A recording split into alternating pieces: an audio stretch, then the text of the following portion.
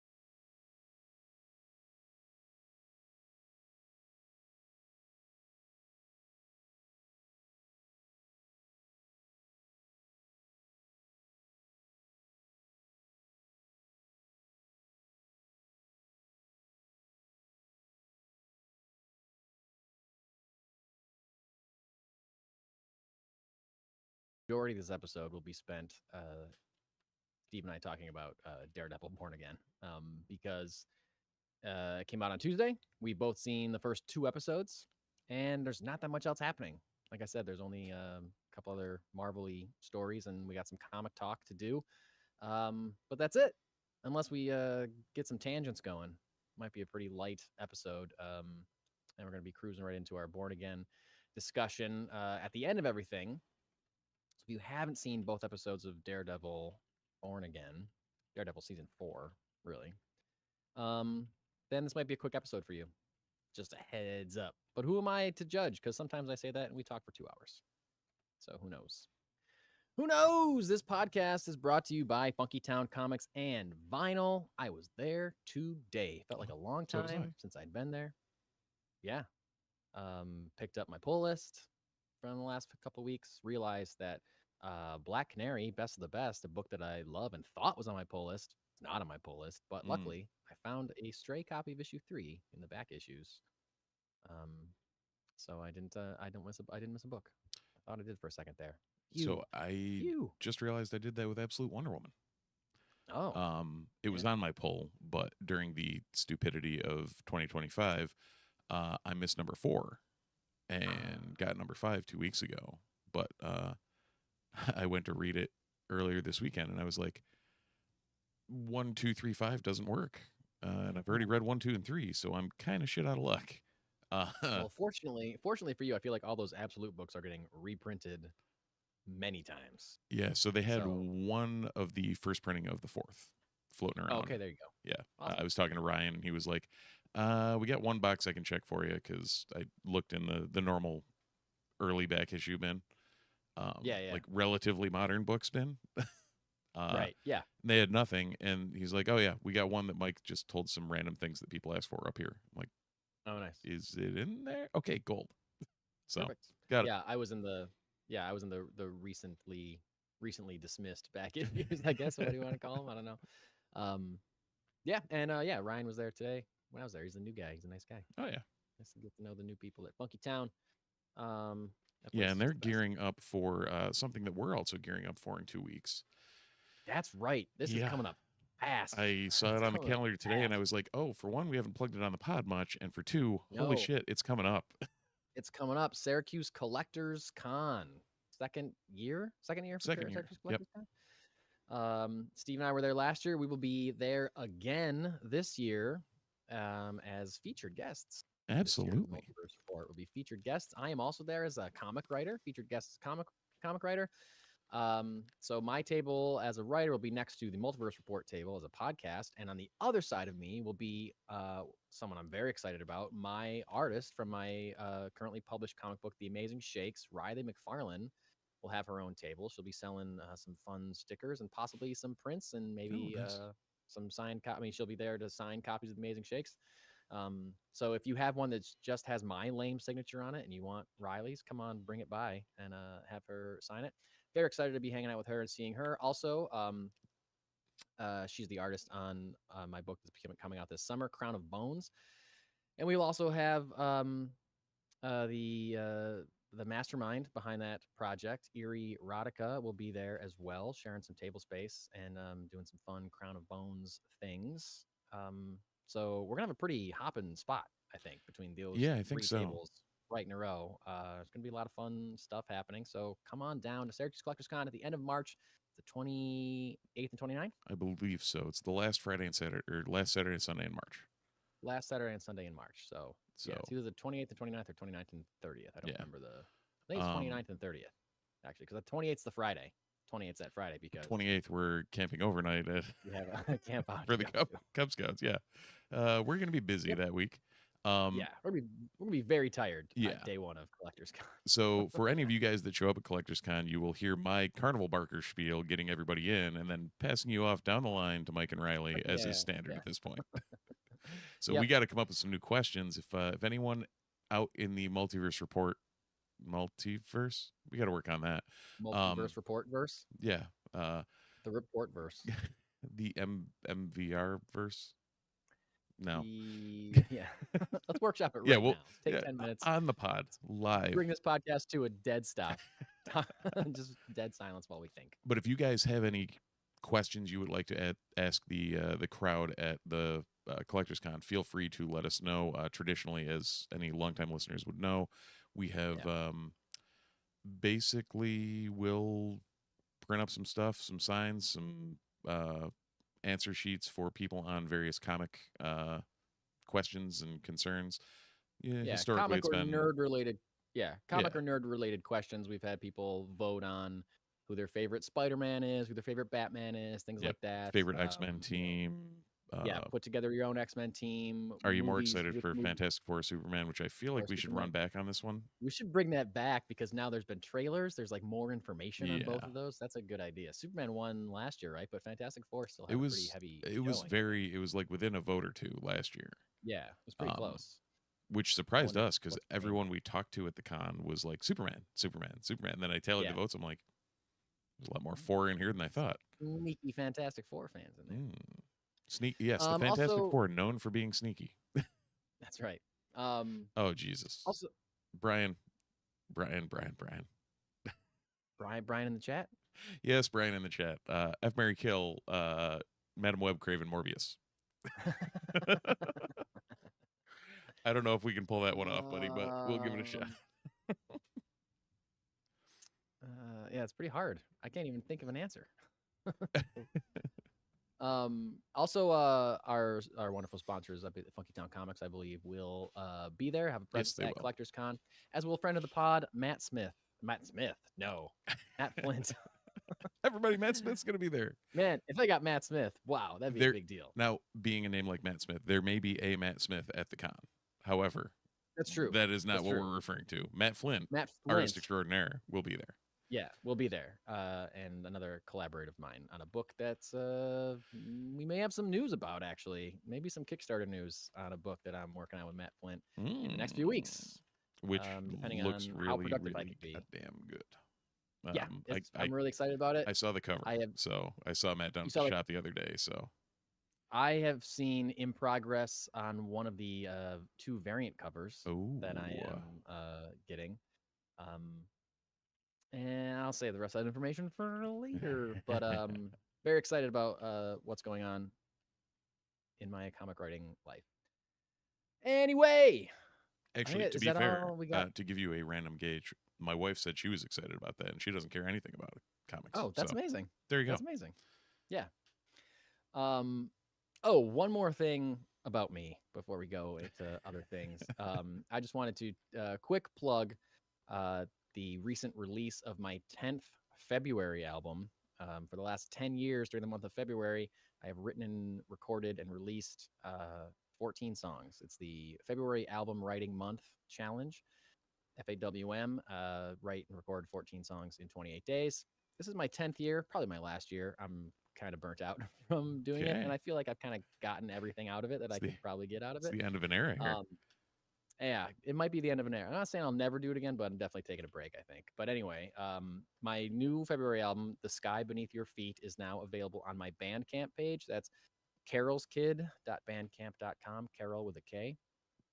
and you can go listen to it. And I think it's good. It's a good crop of songs. Some of them are bangers.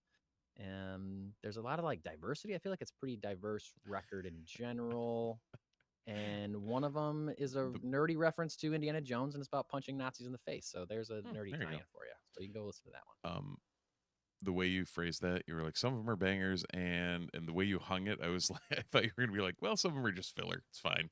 Well, no, I don't think it's. It was just the way you hung it. No, it was just the way you hung it that seemed like you were Yeah. gonna go the opposite direction. I was like, Sure.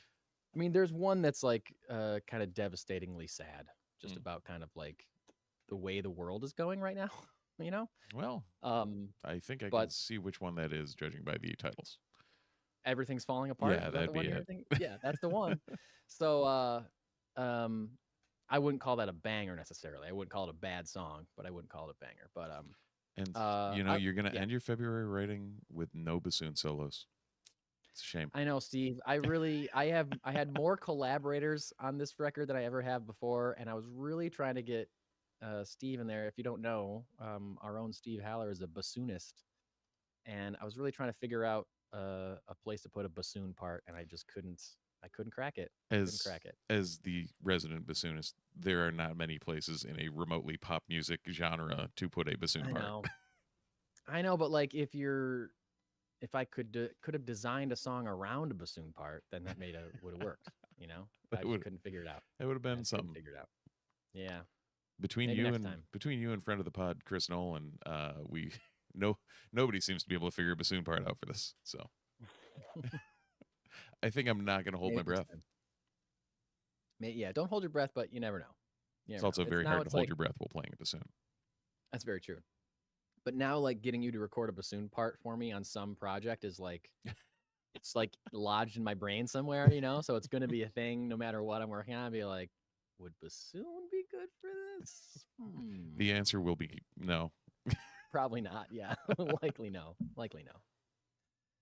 Anyway, so go check that out. Listen to it. It'll be on major streamers in like a week or two or whatever, but it's on my Bandcamp page right now. You can download it or stream it from that page.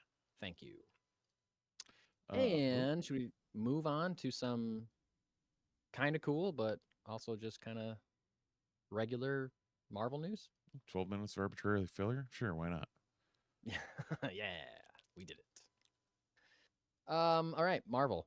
Here we go. As we referenced earlier, Daredevil Born Again has dropped. First 2 episodes. We have watched it. We will talk about it more in depth at the end of this episode. But was it last week or 2 weeks ago that we heard about this special? I think it was 2 weeks ago. It was 2 weeks ago that Marvel announced that there was going to be a special, or it was one of the it was like Brad Winderbaum, like the TV producer side of Marvel, said in an interview that they're doing a Punisher special. The special presentations that Marvel has been doing for Werewolf by Night and Guardians of the Galaxy Holiday. Yep. They're giving one of those to The Punisher, starring Jon Bernthal, who makes his return in an upcoming episode of Daredevil Born Again. And it's also said that he's going to be in season 2. Like, they're already like, yo, Punisher's around. Right. Punisher's part of this. And may have made an appearance already, but we'll talk about that later. Really? Maybe not the actor, but the concept. Oh, there was a reference. Okay, yes. Okay, never mind. Anyway, got a little more information on that this week, and I was really excited about that because the 2 special presentations that they've done have been really great. And you know, as we talked about it whenever this was announced, that we think this is a great spot to put the Punisher, where you don't necessarily need a full-length movie, or you know, like season 1 of the Punisher was really good. Season 2 was okay, but it's kind of hard to, you know, if you want to be true to that character, it's kind of hard to soften him enough to really root for him. Like, he's kind of better as an anti-hero, almost antagonist, or like reluctant team up to somebody like Daredevil, or like a, you know, he's like a true anti-hero compared to what they've been trying to do with like Venom. And I think we talked about that a couple weeks ago of like, we did. Yeah. He is the anti-hero. Like, he's doing good things for hypothetically the right reason, or he's doing bad things for the right reasons. Yeah. or Yeah. something along those lines. I think you know what I'm Right. trying to get, but the words are not coming. His goal is honorable, I guess. Maybe that's Right. not the right word, but like his methods are inhumane and awful, Correct. right? Just straight murder. Hey, Matt Flint in the chat. You missed the reference to you earlier, so go back and listen to that. We talked about you. Yeah. Hi, Matt. I was talking about how you're going to be at Collectors Con, and the name that came out of my mouth was Matt Smith instead of Matt Flint, just to catch you up. Now you don't have to go back and There's the listen to Cliff it. I just Notes, yeah. repeated it. All the listeners that did hear it are super excited that they're hearing it a second time. Just for you, buddy. Anyway, Punisher. John Bernthal was interviewed about this at South by Southwest this week, and apparently he is co-writing the special with Ronaldo Marcus Green, who will be directing it. The special is going to air next year, 2026, alongside season 2 of Daredevil. So I wonder if it'll be like a tie-in or a spin-out or a spin-off of whatever's going on in that actual season 2 of Daredevil. Who knows? But he had this to say about the special. He said, quote, "I care very deeply about Frank. I'm really grateful that I'm getting the opportunity to tell the story that I think fans deserve. We're giving it our all, and we're trying to tell a Frank Castle story that we're not going to turn our back on the audience. It's not going to be easy. It's not going to be light, and I think it's the version that this character deserves, and I'm just beyond honored and grateful that we get the opportunity." Then when asked how it's going to compare to the Netflix series, he'll say, "It's going to be dark. Frank has no interest in breaking out of the darkness. It's not going to be easy. I don't know. If that's the Netflix tone, then that's what it's going to be. It will not be Punisher light. I promise you that."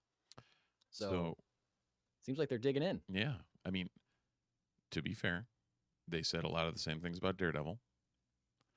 And, you know, they went about 85, 90%-ish. So yeah, maybe we'll see, you know, even if they say it's not going to be Punisher light and it's not going to be the Netflix show, it will not be. It's Disney. But it's going to be as close in tone as you're going to get from Disney. Yes. And I mean, again, not to spoil our review of Daredevil. You and I haven't talked about Daredevil at all. I think we're both relatively positive on it, but the fact that you haven't jumped at either of the two things I've said, I think we're close to on the same wavelength. And I'm really trying to hold off so we can actually just talk and not derail the tiny bit of news we actually have to talk about.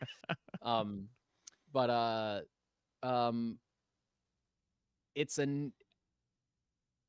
Disney seems to be they're doing justice to I feel the Netflix series and the tone of that series with at least the first 2 episodes of Daredevil. So if that's what they're saying about Punisher, like I can't imagine it's going to be as brutal as some of the shit that was in like season 1 of Punisher. Just insane stuff. You can barely show some of that shit in the theaters. Yeah, man. I know. Yeah. But I think there is a way for them to kind of thread that needle and make it feel closer to the Netflix show than maybe we would expect, but also maybe not, you know, have him be sticking his thumbs into somebody's eyes until they explode out of his head and, you know, blood is everywhere. You know, I don't think we'll see that on Disney Plus. You know, I like that he's involved. I like that he is passionate enough about the character that he's putting a creative stake in it, other than just acting like he's like developing the story. Like that's really cool. Yeah, and that's really cool.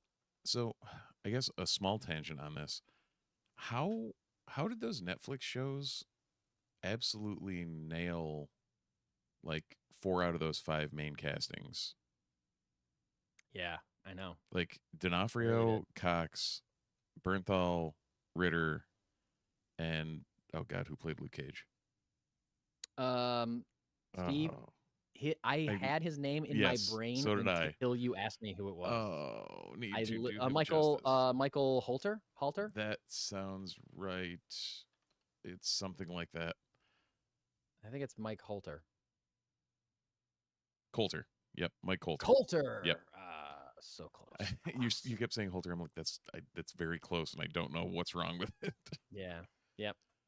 But like, yeah, outside of Danny Rand, everything was in like at least a solid A- casting. Yeah. But even Colleen Wing and Misty Yeah, Knight, like yeah. they were both well cast, like all a lot, and Foggy and Karen, like all the Right. casting was really great, Um, And so yeah, they Rosario really did a good Dawson is job. Night Nurse. Yeah, yes. I wonder if we're gonna see Rosario Dawson show up in Born Again, I don't know. because she was kind of a big thread through a lot of those series of television. Anyway, I'm excited about Punisher, and he's never been my favorite character, but he was like maybe the first. I'm kind of realizing this as I'm saying it, so I might be wrong, but I think he's the first character that I knew growing up that was kind of like bad, like an anti-hero. He's the first anti-hero that I knew about.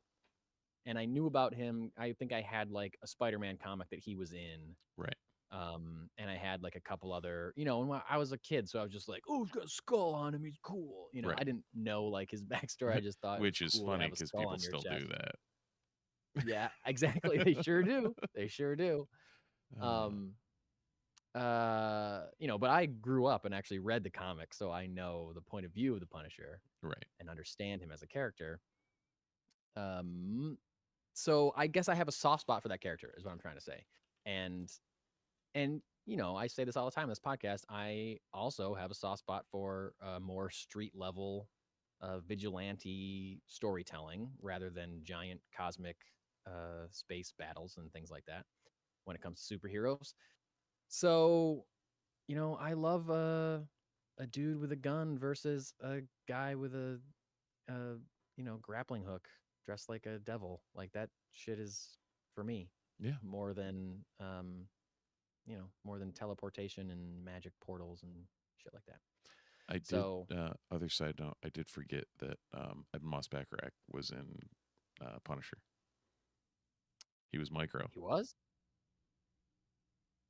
That was him? Yeah. He was David Really? Lieberman, Micro. Yep. Wow. I can't even place his face. No, I'm looking at this and I'm like, it's been so long since I've seen the Punisher series. Yeah. It would have been Makes me wanna rewatch before he became a thing. You know what I mean? Yeah. Like a household name. I remember thinking that character was really good in Punisher. It makes me want to rewatch Punisher. You talking about it a minute show. ago made me think about. I'm like, it's been a while since I've revisited that Yeah. because I've gone back to the Daredevil show a couple of times, Mhm. which is weird. I can't remember who I was talking to the other day. I think it might have been down at the shop where I was saying like the original Daredevil. I've tried to rewatch a couple of times, and every time I get through like 2 or 3 episodes, and I'm like, this is really, really good, and then I end up on something else.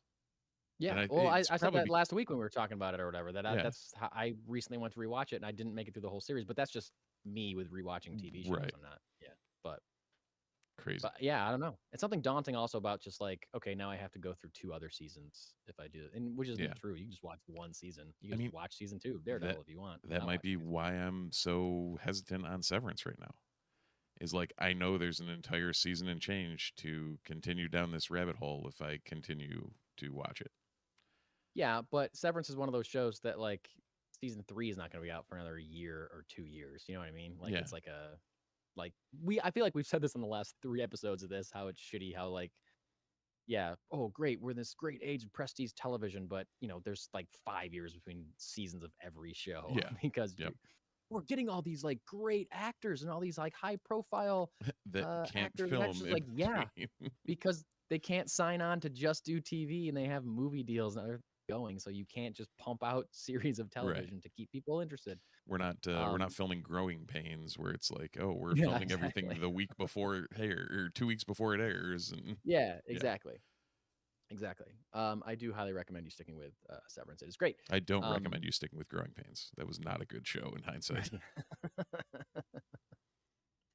Anyway, I'm excited for more Punisher. I'm excited on the things that he's saying, and I don't know. I guess I just like that character more than I think I do when I'm thinking about it, And I think a lot of how the symbol's been co-opted by the alt-right and all that bullshit, Like I think kind of turns me off to the character, but I think taking that away from it and like seeing a representation of the character that is fully true to that character makes me be like, oh yeah, Punisher, he's great.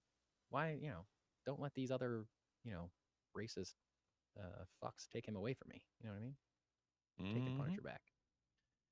Speaking of actors being involved in the writing of their characters, it was reported this week the Russo brothers, Joe and Anthony Russo, directors of many a Marvel film and recently, semi-recently, announced as coming back to the Marvel Universe to direct Avengers Doomsday and Avengers Secret Wars.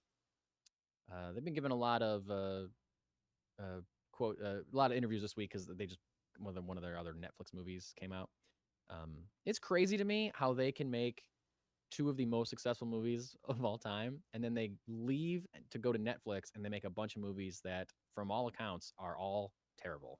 I haven't read one good review of any of the movies they made from Netflix. I feel like they come out and they bomb, and everyone's like, "This is bad." Yeah. Like, no wonder they went back to Marvel. Like, that's where they're heralded everywhere else. They're not looked at as good directors. I don't know. The Electric something is the new movie that came out. I just Oh, with read it had some a bad decent reviews. cast, didn't it? Well, I feel like they can get decent cast because of their track record with Marvel, but like the movies never seem to, like Chris Evans has been in a few because he's Yeah. worked with them before, you know. But I don't know, it doesn't seem like they've had much success outside of their work with Marvel. The Electric so yeah, State. no, the Electric State. Yeah, the only Which the only thing I that's could think. you want to get the not so great feels? You know who wrote it? Who? Marcus and McFeely. Really? Mm-hmm. Wow. Marks and McFeely are the two writers that wrote a bunch. I think most of the movies that the Russos directed for Marvel. They wrote Winter Soldier and Yeah. Civil War and Infinity War and Endgame. They did Chronicles of Narnia, all those, Thor: The Dark World, Winter Soldier, Civil War. right. How do you go from Thor: The Dark World to Winter Soldier, Civil War, Infinity, and Endgame? I don't know. And then Gray Man and Electric State. Yeah. Yeah. Yeah, that, Jesus. Wow. Did you just look at the? I Rotten looked at that Tomatoes score? cast. No, I didn't look at the Rotten Tomatoes Oh. score yet. Oh, okay. That cast: Millie Bobby Brown, Chris Pratt, Ke Kwan, Jason Alexander, Woody Harrelson, Anthony Mackie, Brian Cox, Jenny Wow. Slate, Giancarlo Esposito, and Stanley M.F. and Tucci. Wow. That's the Electric State. That's the Electric State. Wow. Oh, Alan Tudyk as well, and Hank Azaria. Wow. Damn. Coleman Domingo. Jesus. What the? And this is a movie. And this is a movie that, like, I feel in general, I've heard very little people talking about it, very little buzz about it, and the buzz that I do hear is that it's awful. It's like, how is this? How do they just keep making movies? Rotten Tomatoes 23%. Right. Average Yikes. rating of 3.7 out of 10. Oh man. You gotta try to do that. Did Yeah, they I get know. together with this cast and be like, you know what, guys, let's just cash a check on this one? That's what I'm saying, man. That's what I'm saying. I feel like, and it also, this is the thing. It cost $320 million to make. It's like one of the most expensive movies ever. Yeah, budget And 320 million. Yep. Yeah, and no one's gonna watch it. Wow. Oh, Like you and I talking about it on this podcast right now might be the last time anybody ever thinks about that movie. yeah. Muschietti is an EP on it too. Andy Muschietti? Yeah. Jesus. This Wow. team is dripping with talent, and yet Michelle Yeoh. is in it. She's listed as confirmed. It's like an Everything Everywhere All at Once reunion between Michelle Yeoh and Ke Kwan. Yeah. Wow. Damn. Anyway, did I even get to the next story? I don't think I did. We got sidetracked. Oh no, she had to leave the upfront. project. So that actually, Ke Kwan joined the project to replace her. Oh, interesting. Weird.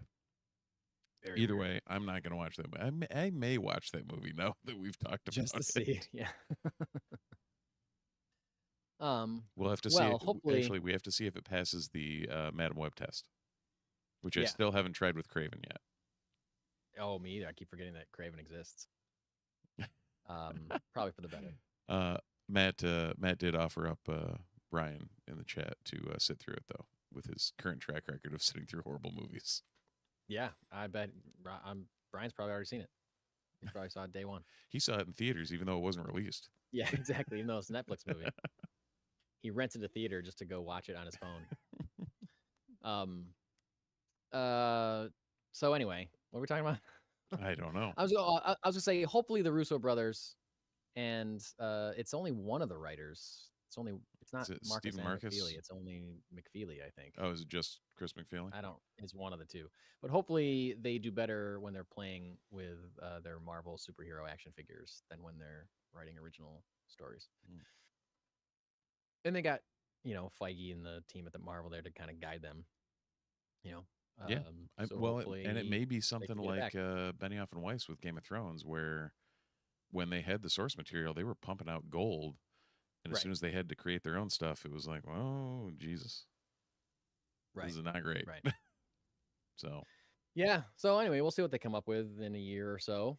But they're not the only ones working on these characters, folks. Joe Russo gave an interview this week about how apparently the man himself, Robert Downey Jr., has been writing his own backstory for his upcoming portrayal of Victor Von Doom, Dr. Doom. Joe Russo said, quote, "It's a very intense process developing the character. He, Robert Downey Jr., is so immersed in it. He's so dialed in. He is writing backstory and costume ideas for the character. We were just on the phone with him this morning before we got here talking about it. He just loves rich, three-dimensional characters. I think he sees a real opportunity here with that character." So Robert Downey Jr., very focused, very dialed in creating his own backstory for Victor Von Doom. Does this mean he's basing it off of things? Is he like poring over Fantastic Four and Doctor Doom comics at home, trying to like piece together a backstory? Or is he just like wild blue sky? This is what I think happened. Who knows? I don't know. I could see both. Yeah. Like either or is a viable option. Yeah. And I just still don't get No.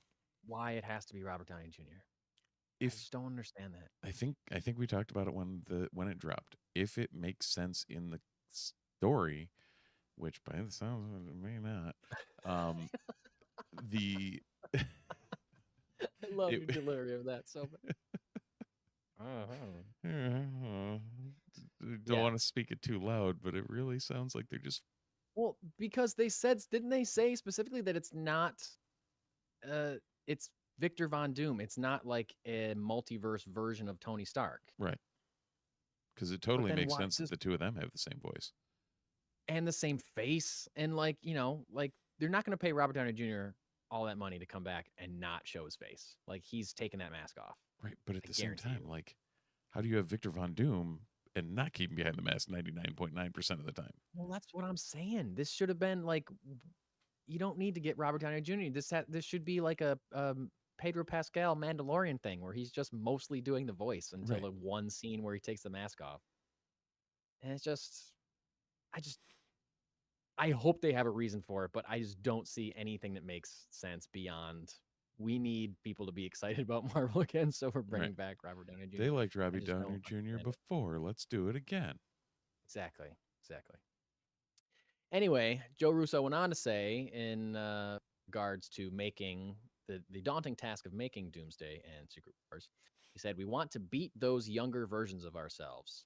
We have to be, right? Because we have to outdo those movies, meaning Infinity War and Endgame, in a way, or at least have to take you on an equally engaging journey."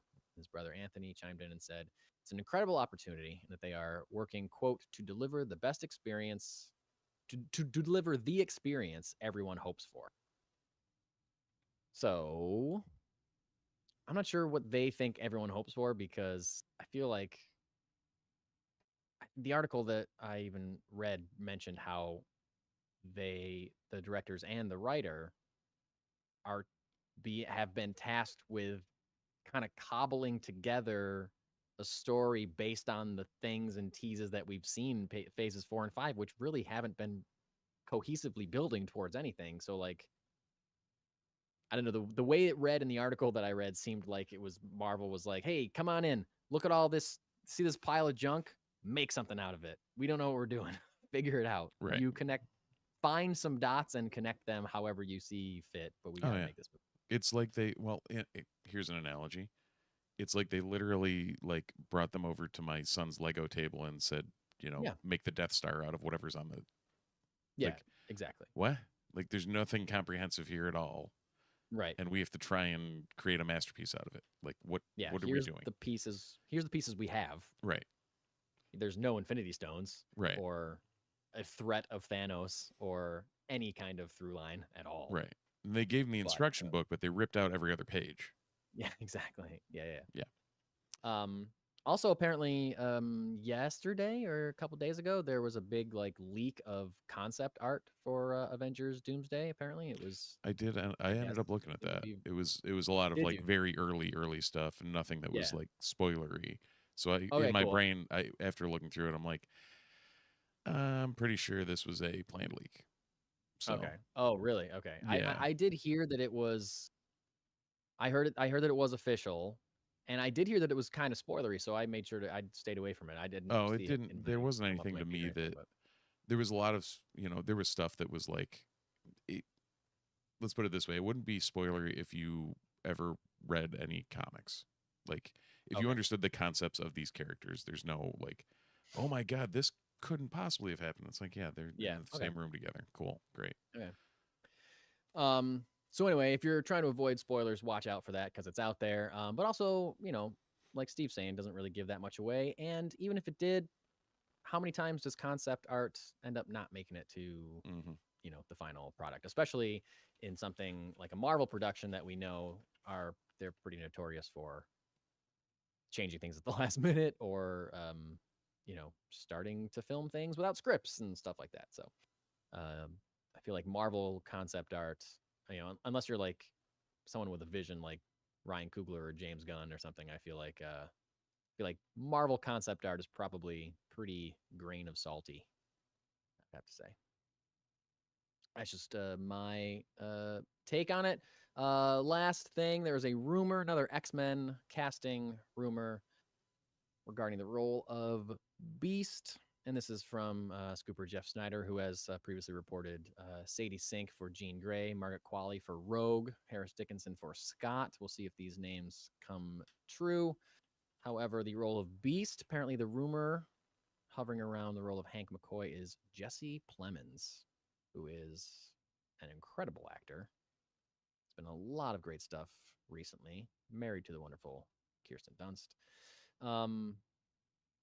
And I kind of think he'd be a good Hank McCoy, I think. A little bit older, a little puffier, kind of like, I feel like I would trust him to be like delivering scientific exposition to me. I would believe him. I think he'd be good at it based on the things I've seen him in. All right. I'm still trying to remember what I've seen him in outside of like way back in the day with like Friday Night Lights when he was Ginger Matt Damon. He was like his early look was very Ginger Matt Damon. Yeah. First time I recognized him, first time I knew who he was in last season of Breaking Bad, but you didn't watch that show. You ever seen the movie Game Night? Game Night and The Irishman, Judas and the Black Messiah, Killers of the Flower Moon. Okay. I forgot. So he was on the rip there. He's done a couple. Power of the Dog. Yeah, he was in. Yeah, Power of the Dog is the one that I thought that I remembered him from too. I forgot that he was in Killers of the Flower Moon, but yeah, he was the sheriff. Yeah, he's great. Okay. He's great. So, and this would be the first franchise for him, I believe. By the way, if you haven't seen Game Night, you should 100% see Game Night. It is hilarious, and it's it's like an action comedy movie that just keeps going where you don't think it's going to go, and it's a great cast, hilarious. Oh. Highly recommend. John Francis Daly and Jonathan Goldstein. Yeah. Yep. The premise is it's one of those. It's kind of like The Game, comedy version of The Game, where there's couples go over to someone's house for like a game night, and someone's like, "Oh, we're gonna do this like reality thing where you don't know if it's real or not," and all this crazy shit starts happening, and you don't know if it's real or not, but they're responding to it in really hilarious ways. And Jesse Plemons plays a very dry humored neighbor Hmm. And I don't know. He's very good in it. Everyone's really good in it.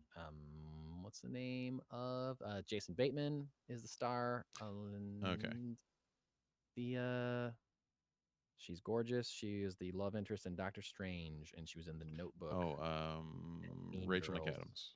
Rachel McAdams. There she is. Yeah. Yeah. Great cast. Really funny. Highly recommend. Game night. Another sidetrack on that. With what do you John got? Francis Daly directing, were you a Freaks and Geeks guy? Yes. Did you ever think that Sam, the freshman, would No. end up growing up to direct or to write Spider-Man: Homecoming and direct Game Night and the Dungeons and Dragons movie? No. Nope. Like, Nope. every time I see him, I'm like, Freaks and Geeks. Freaks and Geeks. Yep. Yep. He's come a ways. Yeah. What a cast. What a cast. Yeah, that show was just like, how did they assemble?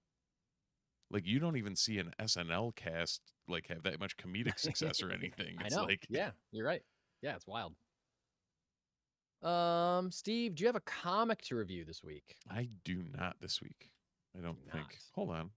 Hold, please. If you have one, feel free to discuss it. I do, and it's a continuation of our Kickstarter call out. Now has spanned 3 weeks. Oh, You're you did welcome, get the copy. Aaron Woblowski. What's that, bud? I said, oh, you did get the copy. I did get the copy, and I have read copy of issue 1 of Amor, Patris, written by Aaron Woblowski. Excuse me. Again, if you don't remember, this is a horror book for fans of movies like The Nun, Exorcism of Emily Rose, Conjuring universe stuff, Sinister. The campaign is on Kickstarter right now. So if you look for Amor Patris, that's AMOR PATRIS. It's for issues 1 and 2, called a supernatural horror book. They are at $1,800 right now. They're going for just under $3,000, so we're over halfway there. 18 days to go on this campaign. Look it up, pledge to it. I think I might, because this first issue was great. I'm a horror guy, as you may know. But I'm not someone that just loves horror because it's horror. You know what I mean? Like, I know there's people out there that will just like watch any scary movie and enjoy it because there's gore or it's creepy or whatever. Like, I don't know. I need it Or to you're be Dave like, Poinski. exactly. I need it to be well made. I need there to be like a structure and a story and all this kind of stuff. And Amor Patris is great. At least issue 1. Again, I haven't read issue 2, but I can't imagine that it's anything less than issue 1. If anything, it's got a build. Issue 1 really lays a great groundwork for a story. Kind of gives you some background on the Vatican rules of exorcisms. And then it switches kind of dramatically to the story of like a local sheriff getting a call to a house where some bad shit's going down, some really scary, dark stuff. And him and his partner are kind of investigating.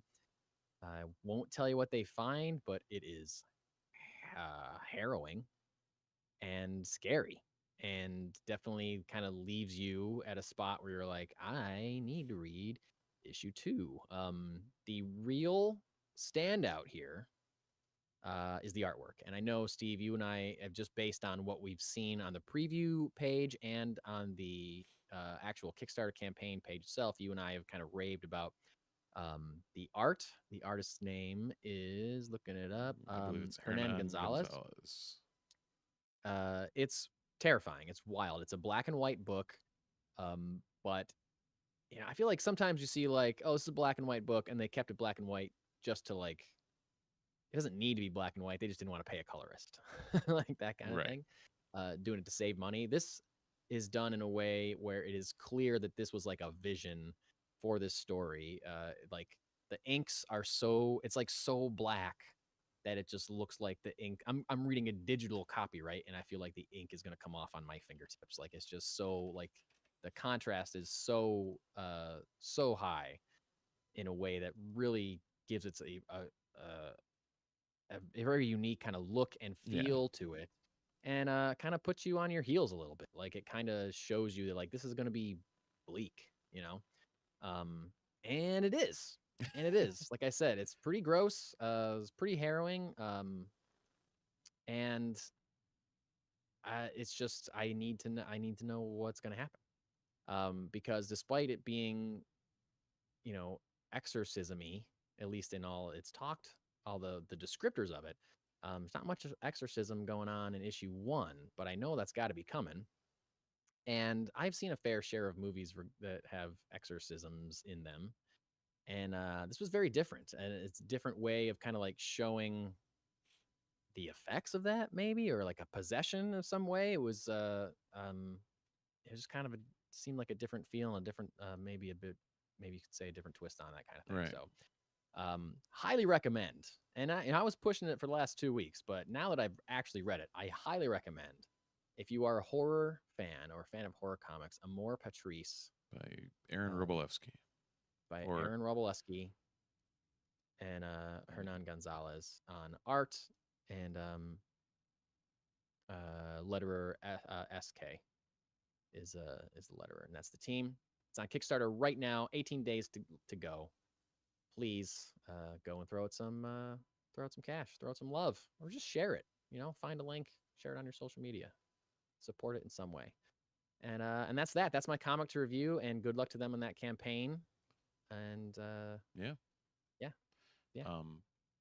Along that vein, not along that vein, but along the comics vein, did catch up on Batgirl. That is still cooking. Issue 5 was a banger. So, you know, you're convincing me to pull DC books has been a successful coup. Like most of my pull at this point is DC. I'm very glad about that, but also I gotta say, it wasn't fully me because I love Batgirl. I love the Cassandra Cain version of that character, but if I was trying to get you into DC, I never would have said like, you know, Steve, you should read Batgirl. Like that wouldn't have been what came to my mind, you know. But that's where you landed, and I'm really happy about that. Yeah. You know. Well, I mean the absolute stuff got me going, and then it was like I knew, like I can distinctly remember you at various points talking up Cassandra Cain as a character, and I'm like, new number 1, let's jump on. And it's been worth the ride. It's been fun. Yeah. Is that your review? You got anything else? Have you read recently? You want to shout out? No. Oh, I mentioned that I was last week. I mentioned that I was reading this. I just finished it tonight. That Zoe Thorogood's "It's Lonely, Lonely at the Center of the Earth." It was one of the best books I've read in a really long time. Nice. It was really kind of mind blowing, very affecting. It's a very personal story, very relatable. I feel it's just, I can't recommend it high enough. It's "Lonely at the Center of the Earth" by Zoe Thorogood. I know she's got at least one other original graphic novel that she did before this called "The Impending Blindness of Billy Scott." I'm going to get a copy of that and read it ASAP because this work was so incredible. Like I mentioned last week, it's one of those books where you pick up and you think, oh, I didn't know that comics could do this, or comics could tell a story in this way, even though I've been reading comics since I was 6 or whatever, you know. Right. Like, this is a new experience for me. Just a total new feel for in the medium of comic books. So it was a real high recommendation from me to you. If you don't have it, you can order it from your local comic book store. Maybe that is Funky Town Comics and Vinyl. If they don't have it, they'll order it for you. You can get it there. And what else you might be able to find at Funky Town this week or your local comic book store? Absolute Superman number 5, Action Comics number 1084, Alien Paradiso number 4, All New Venom number 4, Amazing Spider-Man number 69, nice, Aquaman number 3, Batman Adventures 12, Batman and Robin number 19, Black Lightning number 5, Deadpool number 12, Flash Gordon number 7, Geiger number 12, Green Lantern Corps number 2, Iron Man 6, Mine is a Long Lonesome Grave number 2, Phoenix number 9, Power Man Timeless number 2, Redcoat 10, Sabretooth The Dead Don't Talk number 4, Snot Girl number 19, Space Ghost, number 11, Spawn, number 362, Star Trek 30, Star Wars Legacy of Vader, number 2, The Moon is Following Us, number 7, Transformers, number 18, West Coast Avengers, number 5, X Factor, number 8, and X-Men 13. Bam. Big week. I also read in this list that Transformers 18 is the new book out, but Transformers issue 1 is on its like 11th. It's printing. 11th, yeah. Yeah, they're still printing that book. Yep. That's wild. Yeah. Yeah, I think that and Void Rivals 1 are both on 11th printings. It's crazy. Yeah. It's crazy. Good And for them. Good for They're that printing it, universe and coming people together. must still be buying it because They're they still don't go buying to it. 11 printings without people buying it. Yep. Crazy. I'm still like 5 or 6 issues behind on that, but last time I read it, it was good. Yeah. The first couple of Transformers I thought was great. I was just not ready to dive into a whole Transformers universe. Yeah, I got hooked on the I liked it a lot. the GI Joe side thing, and then Yeah. I was like, well, I'm in, and now I'm like peeling myself out. I think the only Yeah. thing I'm pulling now is Transformers. So Yeah, there you go. Oh yeah, Um, you were getting that whole Energon universe for a while. yeah, and when they did was it Duke and Cobra Commander? Yeah, And then after that, I was like, no, too much. too much. Like, much. Gotta okay, pull back. I'll follow the 2 head guys. That they're cool little stories. Okay, great. Right. And I'm done. So, Wow. Peace. speaking of that, you know what's mildly amazing? This What? seems like a very solid week, but the only thing that's on my poll is Absolute Superman 5. Yeah, I mean, I don't have anything on my pull this week necessarily because I tried to scale back quite a bit. I just can't seem to drop Poison Ivy or Birds of Prey Right. because they're just so good. I keep thinking I should drop them just to free up some, I don't know, time that I don't have to Right. read these books that are piling up. But no, every time I pick up, I was like, yo, this is great. I got to keep reading this. I just can't stop. So it's definitely but there's a lot of great, cool books like Legacy of Vader. I've heard is good. Like we said, Transformers. The first one banging. was, I did pick up the first Legacy of Vader. That was really, like, it's good to see that different perspective on, like, what's going on in Kylo's head. Yeah, So- yeah. And he's going to Mustafar.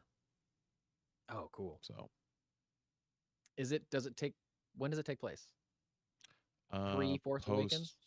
In between 8 and 9. Okay, cool. So it opens with him talking to Hux. Okay. Well, episode 9 starts with him on Mustafar, murdering a bunch of people. It doesn't look like Mustafar, but because he's in like a forest or something, but that is supposed to be Mustafar. Right, but he talks about going to Vader's castle, and he ends up at Vader's castle, and yeah, there's a whole thing. Okay. I don't know if you meant like he's mentioning it like it's going to tie into where he is. Right. Cool. That's awesome. I feel like I want to read that. I like Kylo Ren a lot. I feel like the and character is, I don't know. I feel like I should like him more than I seem to, if that makes any sense at all. Like, I don't know why I have trouble with Kylo Ren. Like, there's something about the whininess of Adam Driver in it that fits the character perfectly, but turns me off to the character. Well, yeah, and I don't think that's Adam. I think that's Adam Driver acting. Yeah, no, 100%. That's what I mean. That's like the way the character, the way was he's written. portraying it, like it's almost that he almost does well enough with it that it's that Joffrey Baratheon thing. Yeah, where he's it's so like good at this. He's making me he's hate portraying you the I really hate. Right, he's portraying the character well enough because I've seen Adam Driver and God knows how much stuff, and he's always great. Sure, but it's like I see him in that, and I'm like, like, you whiny little bitch. Like, what are you doing? But it fits. It's what he's supposed to be doing. Exactly, and it's just so perfect for someone that's like has that like lineage. Yep, that chip on his shoulder, and chip on his shoulder, and like, you know what, I'm gonna rebel against my parents by being like my evil grandfather. But like, you can I went tell, to Herb Phillipson's and bought band T-shirts. He destroys a galaxy. Like, exactly. We're not the same. But like, it's like the whole time you know that he's like lying to himself. You know what I mean? Like, he's so hard leaning into telling himself that he is on the dark side when he knows he's just ignoring the scream coming from inside of him that like you are doing the wrong thing. Yeah. Like he's just so pushing that down, and he is in so much emotional pain. Yep. That like his whininess, I see his like whininess or his attitude is just like this guy is hurting so hard, and this is how it's manifesting. So like knowing that about him makes me see it not just as whininess and more as just like trauma. Yeah. Kind of. Anyway, do you want to talk about Daredevil? I really want to talk about Daredevil. Do you? Okay. I would love to. Hey, by the way, when you thought we were going short, it's already 55 minutes, buddy. Oh, great. Well, we'll just talk for 5 minutes about Daredevil then. I'm sure that's it. It won't. 55 minutes it's been already? Jesus. No, I'm really? lying to you, Mike. Yes, it has. Stop lying to me. You know what? It's been 55 minutes, and if you want more, feel free to look us up on Patreon at patreon.com/the-multiverse report, where you can sign up for various tiers that will get you more access to more content from us. Also, if you want to get a hold of us, check us out on the socials at the Multiverse Report on mostly Threads and Blue Sky and Instagram. Yeah. I'm going to get us back on because I was making that February album all month and I didn't really have time to do it. So Right. I'm going to get back on some posting stuff. Nice. Beyond that, check us out, themultiversereport.com. Check us out at Syracuse Collectors Con. Yeah. And feel free to like and subscribe on YouTube because we are at 98 subscribers still. So if you want to be the 100th, I won't know who you are, but feel free to do it, and we'll shout you out on the podcast. Yeah, please do. So yeah, we're gonna talk about Daredevil Born Again spoiler territory. So if you haven't seen both episodes, you should stop listening. 3, 2, 1, now. Steve, do you remember when we would review shows a long time ago, and we'd try to come up with like a fun rhymey name, like Hawkeye, Talkeye? Right. That was like the first one, and like how we now have a friendly neighborhood spoiler warning. Yeah, exactly. Yeah. Exactly. Which fits for this since we're back in the friendly neighborhood setting. We really are. Yeah. We really are. So referencing that, and you know how like, you rate shows based on how much you like them, right? Or your feelings for them. So, what would you say is your Daredevil care level? Bravo, Thank sir. You. Thank you. Do we have a scale level? No, I didn't even provide you a scale. I just wanted to make my stupid joke. We don't even have to do that. Yeah. So, why don't you know what? How about you give your I guess your Netflix comparison grade. Oh damn! I don't know if I can do that. Or let me say A to F, plus or minuses, whatever. How those initial 2 episodes felt for you? Like A.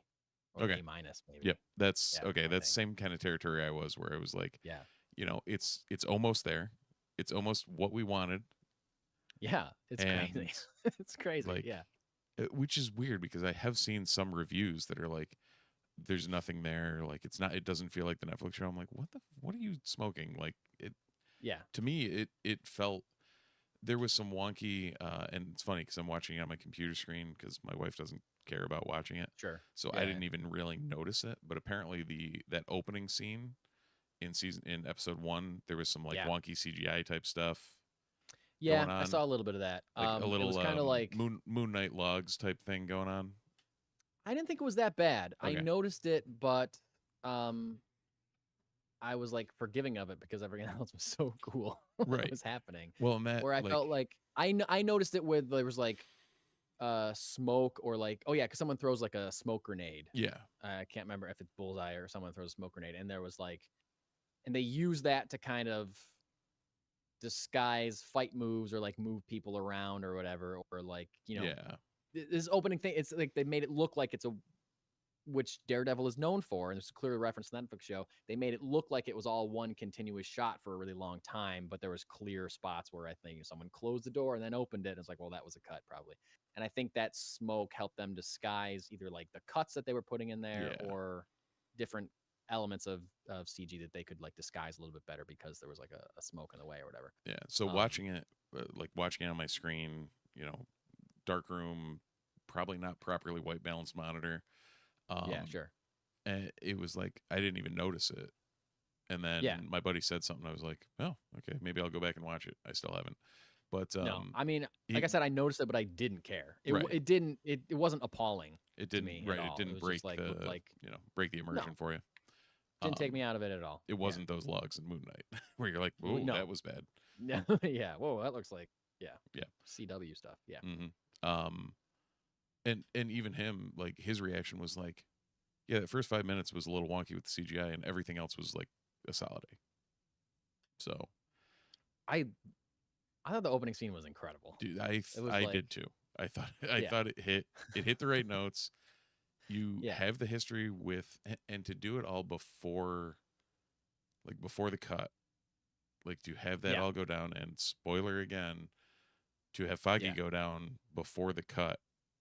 It's like, okay, that's one hell of a cold open, boys. Yeah. It was just so good. And it really kind of like reeked of, we know you are here because you love the Netflix show. Mm-hmm. We are delivering on the teaser at the end of season 3. Here it is. Like, we're giving to you what you want. This is what you want. Now, I do have a theory, and this is just me guessing based on things that we talked about on this show. We know that they paused production on Daredevil Born Again, and they did a lot of rewriting, and they did things like bring back the characters of Foggy Nelson and Karen Page, who apparently weren't in this originally. And we were all like, yes, of course you need to bring them back. Like, that's what the show is. If you don't bring them back, blah. And then we heard that Bullseye was coming back. We're like, yes, of course. Like, that would be so lame if you didn't deliver on that Bullseye tease at the end of the thing. So now I'm like, okay, how much rewriting did you really do? Or did you just write one banger opener to just be like, all right, here's the end. You know what I said earlier, like, we know what you want. Yeah. Was it like that? Was it caring? We care about you. We know what you want. Or was it like, okay, we know what you want. Here's your stupid wrap up of the other show. Now we're doing something else, because Foggy gets killed, Bullseye goes to jail, and Karen moves away in the first 15 minutes of an hour episode. And so, like, I am curious as to, here's the thing. I graded it an A or an A minus. Like, I really like both episodes. But I'm very curious as to see where it goes and what happens and how it sustains itself. Like, clearly he's going to start being Daredevil again. That's not a spoiler or a surprise. Really shouldn't be. It's not called Matt Murdock Born Again. So we know that's happening, but I'm just wondering, because that first episode, like the first 5 minutes or whatever, first opening scene, we're all like, okay, yeah, this feels close to the Netflix show. Like, they're doing it justice. But like, how much of that are we going to get down the line? Was that just like because we need it to immediately feel like the Netflix show? And I like, don't know. how long are they going to ride on the high of that opening scene? That's my question. They're going to ride on the high until the end of season 2 or the end of episode 2, because that was another moment where you're just like, okay, we're feeling like the same show. Yes. Like, I agree with you. I hope we don't just get one like token moment per episode that felt like it or something like that. But like, I don't know. If you look at Daredevil comics, some of the most successful runs have been when Matt is reticent to put on the mask. Sure. And the Netflix show did that quite a bit in, like, was it season 3 or something? Season 2? 2, I think he's full Daredevil. I think it was season 3. Yeah, 1 was Man in Black, 2 was Daredevil, 3 was... He was back to the Man in Black. I don't think he put the red suit on at all in season 3. Right. Because Bullseye was wearing it. Right? Yeah. And it was impersonating him. Huh. It's kind of a weird structure for that season. I remember season 3 being good, but like not quite what I was like, I want more Daredevil. Yeah. You already got the costume. I want you to wear that costume. Well, and we know he has a couple of costumes now. We do. So anyway, oh, the other thing that I remembered was a quote from the original team when they were talking about how it was being restructured and being rewritten. Someone gave, I don't remember who it was, but we talked about it. Someone said it was too much of like a law procedural in the beginning. Yep. And someone was like, and he didn't even put his costume on to the third episode. And it was like, when we were like, well, the Netflix show, there's tons of times where he doesn't wear his costume that Right. often. He doesn't wear the red suit the whole first season, like, Right. or in the third season. We knew that. He just beat the shit out But of a couple now- of cops without his suit on. Yeah, exactly. But now we got 5 minutes or what, 3 minutes with him in the suit at the beginning of the first episode. Yeah. And it's not like we saw him put it on again in that episode or in episode 2. So is it still going to be he doesn't put the suit back on until episode 3? Like, how much did you actually change, Disney? Like, that's, Right. that's what I'm questioning. Well, and right now we're no question. seeing him and Fisk in a kind of semi-procedural, like he's kind of keeping tabs on this guy, and it all sounds like all the stuff we heard. Yeah, that's what I'm saying. Yeah. Like, how much did they really reshoot, and how much did they really change, and how long are they gonna be trying to ride on the high of that opening sequence? So the other thing I want to say about tone, like, because there was a lot of brutality in that in the fight scenes that we've seen so far, which is reminiscent of the Netflix series. The stuff that was new, I felt, in this version was not as present in the Netflix show, was that it was more comic booky, like in a good way. Like, they really showed him swinging around with that grappling hook in a way. I don't think we didn't get that too much in the Netflix show. I think he didn't get one until season 2, and then he used it a couple times in season 2, and then in season 3 he doesn't have it anymore. Like, it was like, and when he used it, it was very pragmatically. It wasn't like, oh, Bullseye's jumping around, I'm just gonna zip up there and do whatever. Like, yeah, he's like running, jumping off a roof and swinging down, and then he lands in some cool comic booky pose. I was like, hell yes, that's like, you're adding. Not that it was missing, because whoa, something just fell on my shelf. Pee-wee's still there. We're good. Pee was there, but Ash fell over. Ah. Ash and Captain Quint fell over. Something knocked him over. Anyway, they're adding a thing that wasn't present in the Netflix show, and they're doing it in a way that is enhancing this so far. The one time we've actually seen Daredevil in costume. Right. The other thing that I read about it today is that the director said, or the showrunner, I think the showrunner came on after the retooling of it. And the new showrunner is the one that added that opening scene, and said that in the original idea or the original script, Foggy was still dead, but he had already died. Like, he died off screen. And he was like, all right. And the showrunner was like, correctly, was like, you can't kill this guy off screen. He was a main character in the first 3 seasons of this show. If they just tune in and he's already dead, like, they need to see him die. Like, this is going to be the reason that Matt does everything for the rest of the series. They need to witness this the way we need to see Daredevil. We need to see Matt Murdock see his friend die, or know that his friend dies. Like, we need to see that as part of the narrative. This needs to be the catalyst for everything that's going on. Yeah. And Steve, I can't tell you, if I had started that episode and it just said that, oh yeah, Foggy died 2 months ago, and I didn't see it, I would have been fucking pissed off. Oh, 100%. Like, fans would have hated that so much. So yeah, smart change, smart change for sure. All right, but I don't want to necessarily like just talk about the opening the entire time, even though we could. No, but it's a good setup for the rest of what went down. I mean, we see him. Sorry, could probably use my mute button for that I literally have for that reason.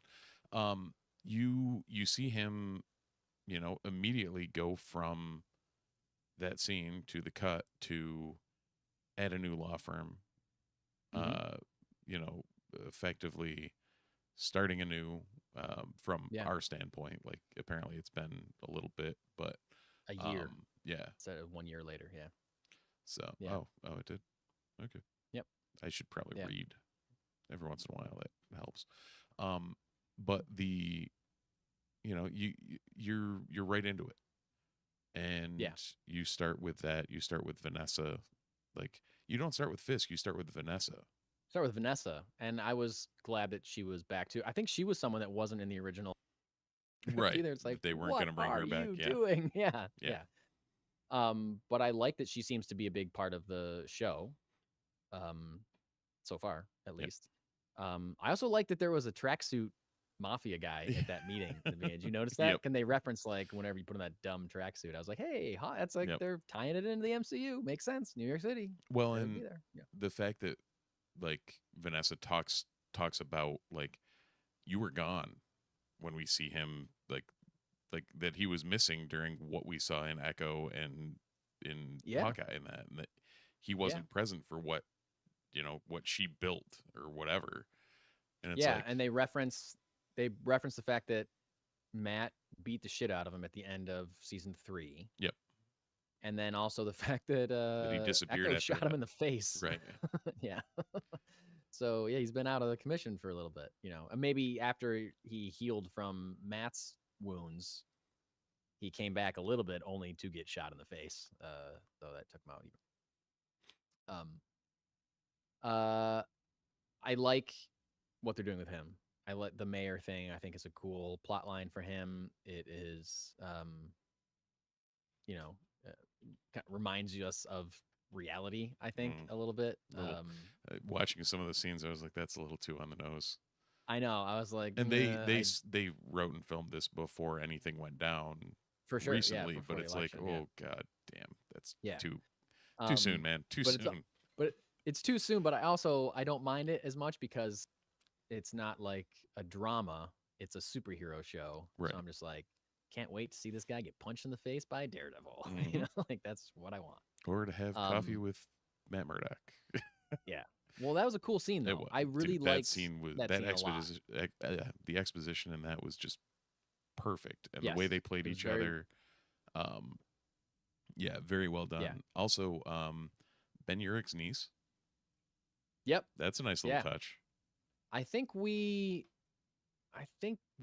talked that we guessed that when they announced that actress. I don't know if it was like 2 years ago, but I had a memory. I was like, oh yeah, I think Steve and I guessed that it might be the niece or someone related. Right, to him. some relation.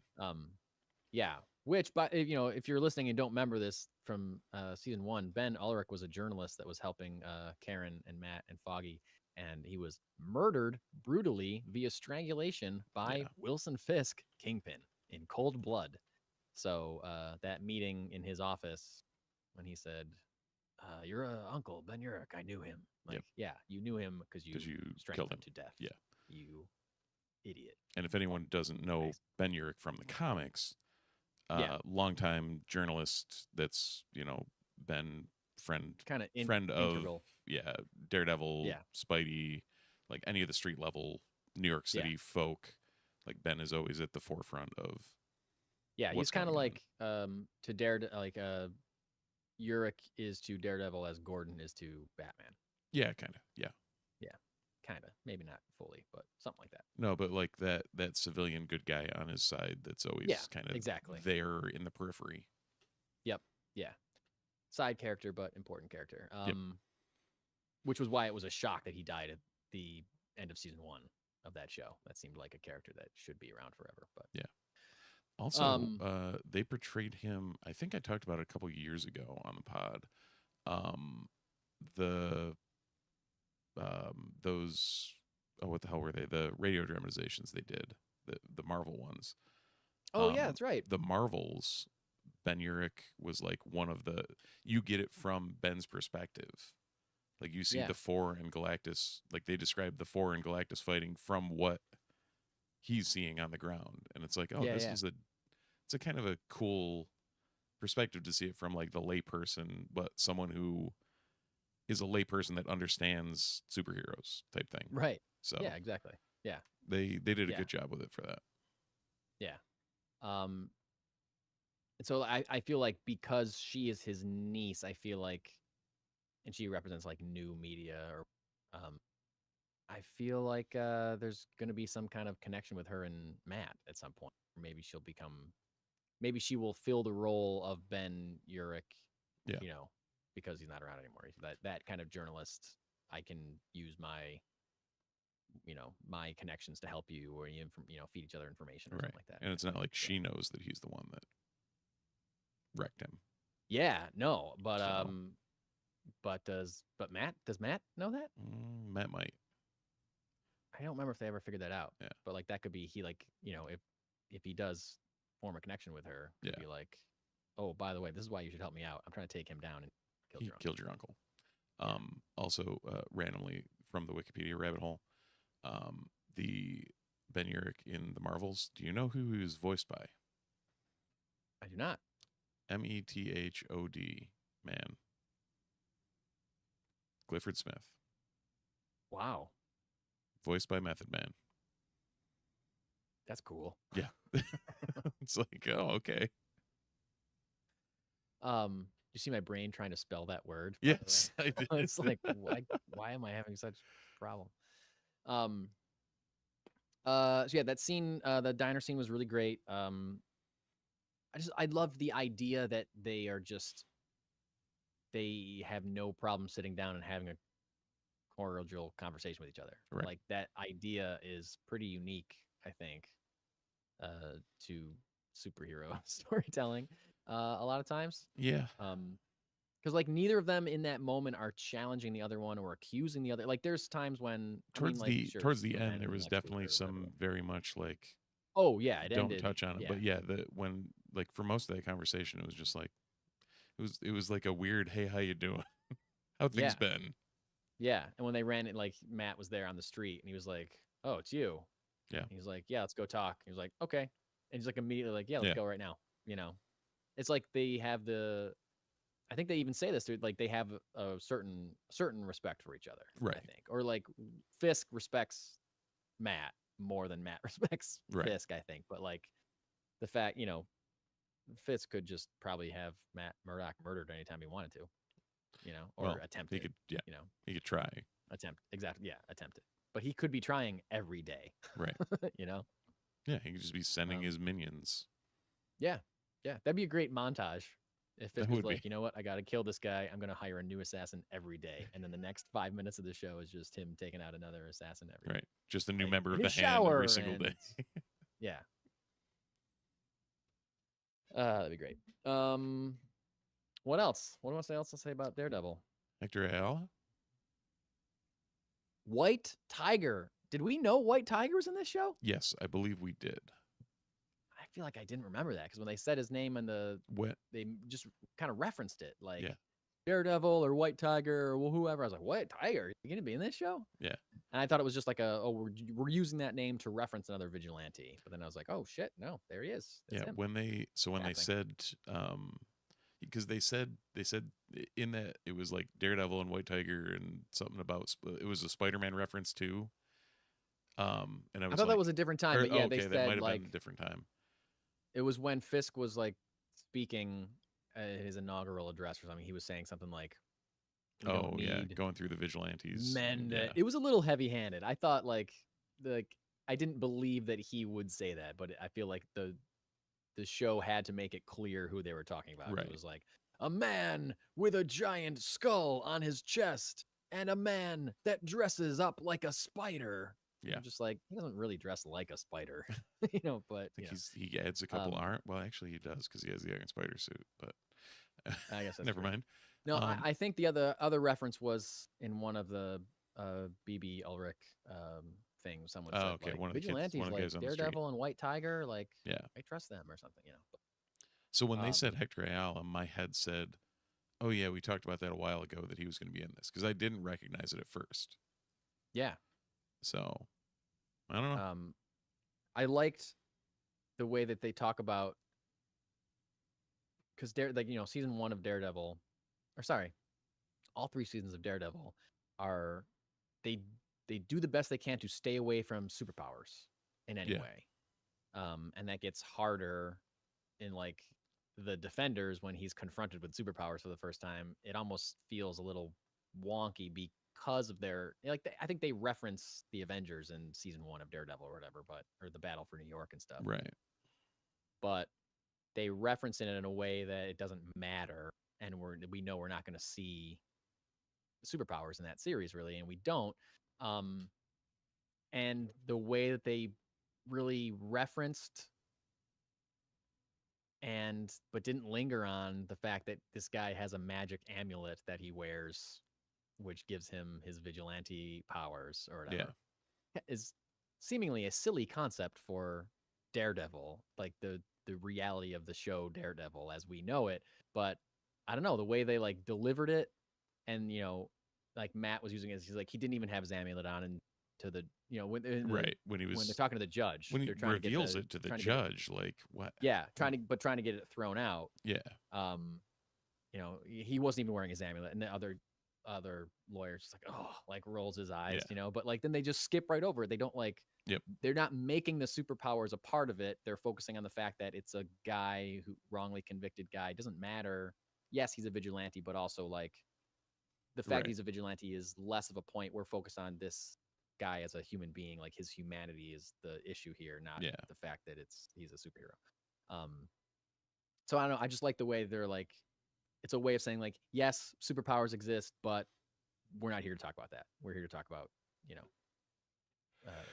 courtroom dramas and face punching. Right. Which that leads to a lot of punching. It sure does. And I'm really curious as to where the story goes after the end of episode 2, because one of those cops looks dead. Quite. Or like or broken neck minimum. But they showed him hitting the ground neck first. There was a noise that was not a good and there was noise. a noise. Exactly. So let's say that cop's dead. Yep.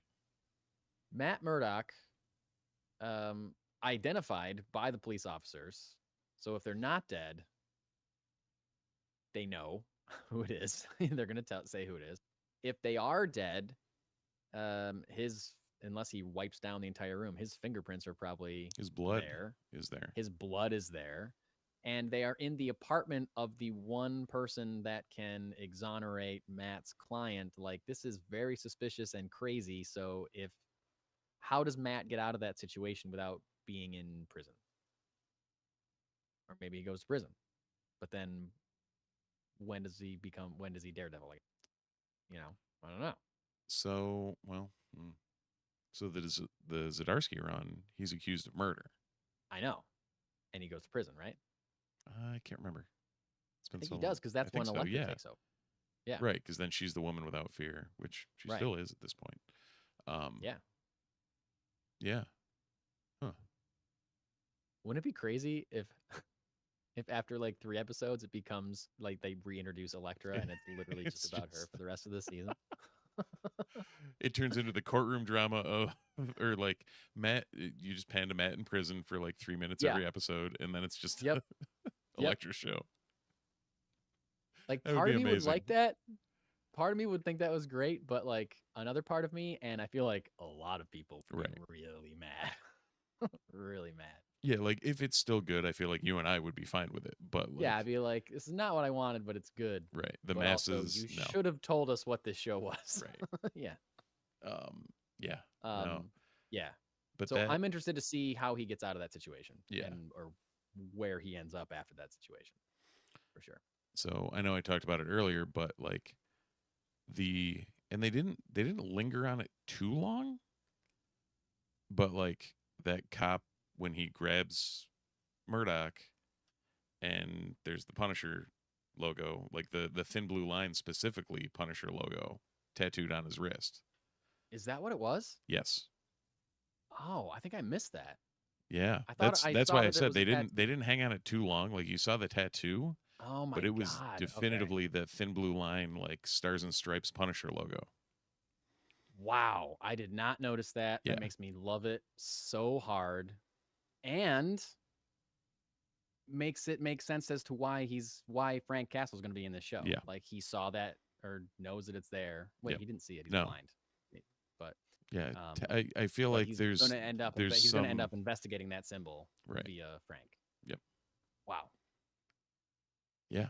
I got to watch that again. I got to see that. Yeah, so when he's holding them up against the fridge or whatever it is there, Yeah. he's got him, and you can see like the tattoo right there. And Okay. I thought it, and then I'm like, that looked like the Punisher skull, like just because they don't sit on it. It's not lingering. Yeah. It's not. And I'm like, that kind of looks. So I did the like back 10 seconds. I'm like, holy shit. Yeah. Like Oh, they man. did it. I Like feel the like I corrupt do cop remember has a seeing, Punisher skull on him. Like, holy shit. They went Yeah. there. which makes me think they're gonna keep going there, which is Yeah. amazing. Yeah, which is what they need to do. It's Yeah. what they need to do to get these idiots to stop using this logo in And a way and that that's is insane. like there's been multiple Punisher runs about that. Yeah, Of like, there should be. yeah, he ends up being a cop killer because of that. Yeah, yeah, but these people don't know. They No. because they don't read comics. It's got to be in the shows. Yeah. Anyway. Yeah. The show's good. It's Yeah. very good. And more come And out on I Tuesdays. meant- It is gonna stay on Tuesdays? Yep. Okay. I am just wondering how long we will be riding on the high. They want us to be riding on the high of that opening scene.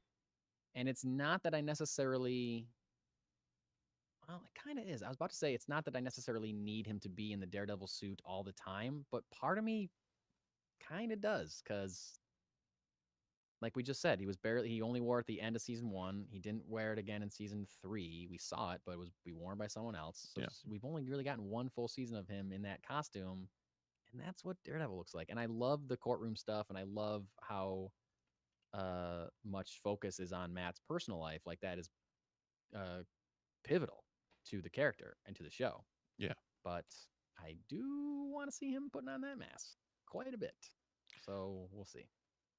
We'll see. I'm very confused, or very, not confused, the opposite of confused. Excited to, Yes. sorry, for anyone who is wondering, it's 11:13 at night, and 11:20 at night. 11:20, and my brain is we're a gonna stop and potato. go to bed. So, Yeah. So we're gonna stop. yeah, we are. Yeah. Let's stop now. Okay, bye. Subscribe to us and listen to us on the things. Thanks for everything that you do for us, people. Collectors Con, do all the things that Steve did. I don't know. Like I said, it's 11:20. Steve's dying. So I'm just gonna say, as the two suns set over the burnt corpses, he's losing it. Owen and Brew Lars, we say thanks for watching. Thanks for listening. We'll see you in the multiverse.